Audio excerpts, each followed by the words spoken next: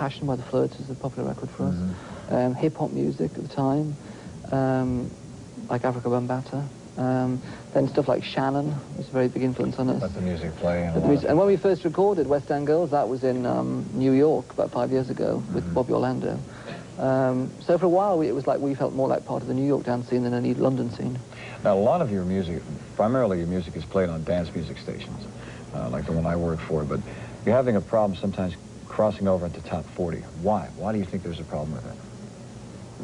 Well, in America, there's a definite bias amongst rock critics and, you know, serious music journalists against dance music, which we call disco music. You know, there's a big backlash apparently in the 70s or whenever it was, But I mean, that's the sort of music we like, and that is the area that we work in. So, and also we try and do good press for disco music, so we're very positive about disco music, but there's definitely a bias against that.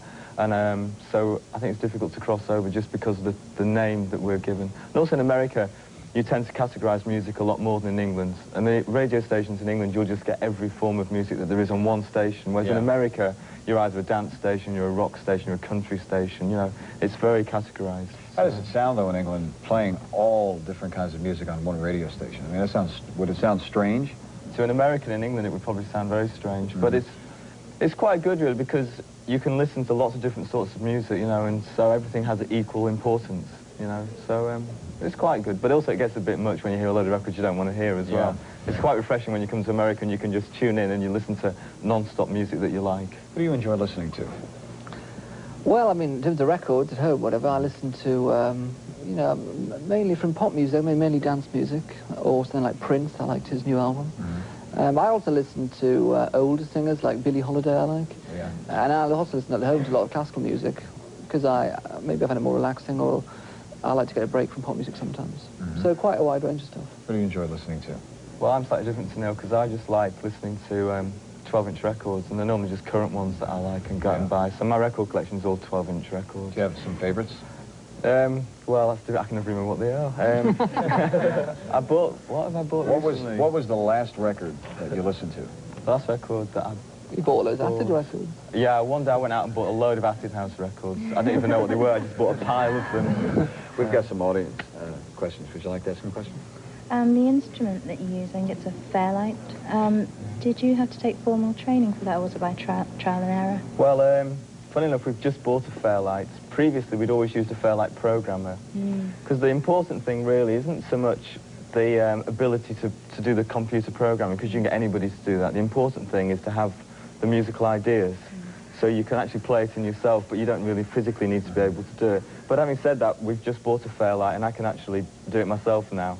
But we don't always use the Fairlight. Sometimes we use drum machines and other sequencers.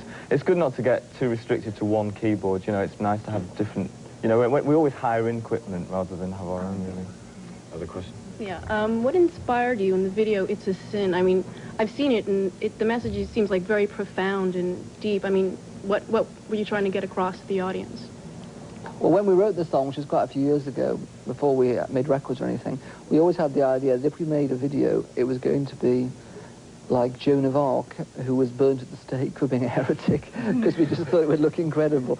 And so we got the director, who's called Derek Jarman, because he'd made a film called Caravaggio, which is very historical and looked very beautiful.